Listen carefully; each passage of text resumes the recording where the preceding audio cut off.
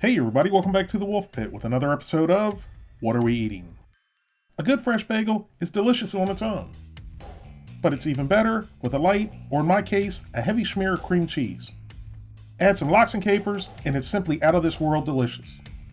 Bagel breakfast sandwiches turn a normal breakfast sandwich into a hearty, more fulfilling meal to get your day started. Or my personal favorite way to eat a bagel is to use an everything bagel to make simply the best shredded corned beef Reuben sandwich you've ever had. But then, you bring pepperoni pizza to the table, which I'm going to assume is the most popular pizza in America. But I could be wrong, but I'm going to go with my assumption. But what do you get when you combine the two into a snack-sized version? That's right, mini pizza bagels. Bagel Bites have been around for a long time, but from what I can remember, they were pretty good but chewy. But that was probably due to the fact I cooked them in the microwave and not the oven. I'm sure most people have tried the big brand Bagel Bites, especially if you have kids. But once again, I found myself wandering around the frozen food section of my own personal adult playground, the Dollar Tree.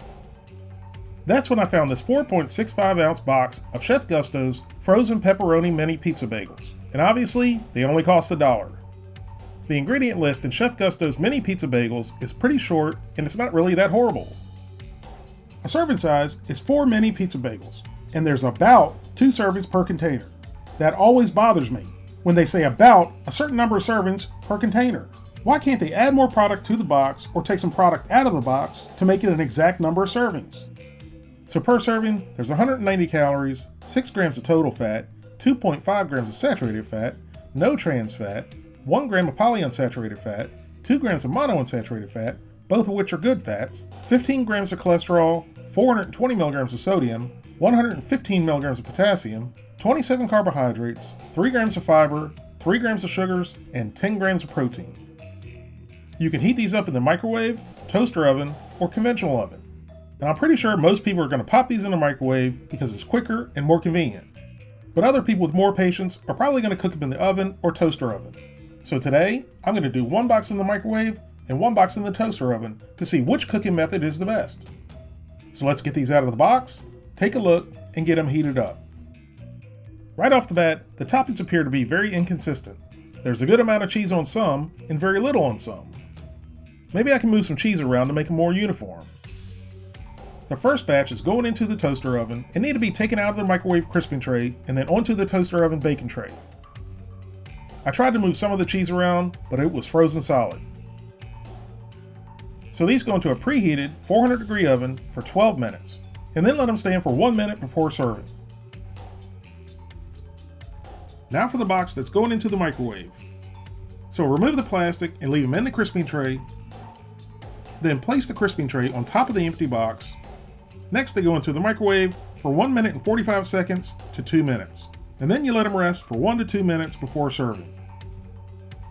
After cooking in the microwave on high for 1 minute and 45 seconds and resting for another minute, our microwave mini pizza bagels are ready. Appearance-wise, they don't look that bad. And even though some didn't appear to have a lot of cheese, somehow it looks like they have cheese now. I guess that's simply microwave magic. I went to grab one, and not only was it hot as lava, it was crazy glued to the tray. I didn't want to tear it apart, so I carefully worked and worked until it finally broke loose. That got personal real quick, which is why I didn't switch to another bagel. I needed to show that bagel who was in charge.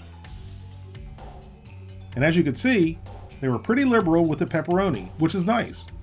They're mini pepperoni pizza bagels after all, so they should have a lot of pepperoni on them.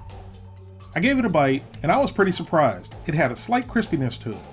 Although the outside was slightly crispy, the inside had a tender chewiness to it, if that makes sense. In other words, it had a really good texture, especially for being cooked in the microwave.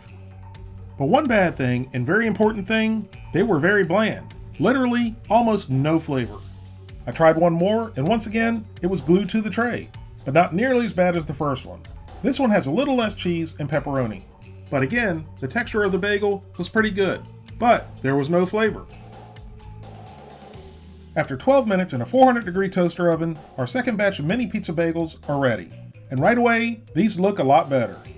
There was a nice light browning of the cheese and pepperoni, which should add some flavor. And it looks like the cheese melted a little bit better too. These didn't stick at all. I took a bite, and these were definitely crispier. A little too crispy. Actually, the bagels were very dry.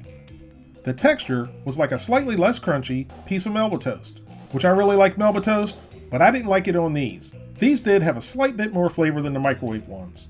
That's from the cheese and pepperoni being slightly brown, and or the toasted bagel, which as you can see, did brown nicely. I meant to show the bottom of the microwave ones, but I threw them in the trash before I remembered. I tried one more, and again, the texture of the bagel wasn't very appealing at all. This one did not have any browning on the top, which just like the microwave ones, left it flavorless. So here's my thoughts on both versions of these mini pizza bagels. The pizza bagels that were microwaved honestly had the best texture. Slightly moist, slightly crunchy, and slightly chewy, but the sauce and cheese were literally flavorless. So I'm going to give the microwave pizza bagels a 3 out of 10. The pizza bagels that were cooked in the oven were too crispy, airy, and dry, and the ones that did have a little bit of browning on top had a very minimal amount of flavor. The ones that didn't brown had no flavor. So with that said, they get a 1 out of 10. If you'd like to help support the Wolfe Pit, consider being a patron. You can pledge as little as $1 a month, that's only $12 for the whole year. Or you can pledge more, that's up to you. Either way, every little bit's appreciated and helps me produce more high quality videos more often for you, the people. Thank you all very much for watching. Please don't forget to like this video and subscribe, and I'll see you soon.